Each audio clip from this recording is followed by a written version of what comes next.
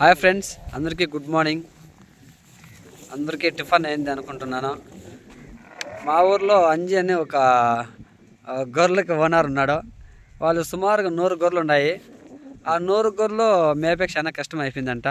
కొసువు లేదని ఆ గొర్రెలు అమ్మడానికి ట్రై చేస్తున్నాడు. అందరూ వస్తున్నారు, తక్కువ రేటుకి అడుగుతున్నారు. కాకపోతే గొర్రెకు వచ్చి 5,000తో అమ్ముతాడంట. ఎవరికన్నా కావాల్సింటే చెప్పండి ఫ్రెండ్స్. గొర్రెలు బాగున్నాయి, చూడండి. గొర్రెలు చాలా బాగున్నాయి. ఒక గొర్రె వచ్చి 10,000 అమ్ముతాయి.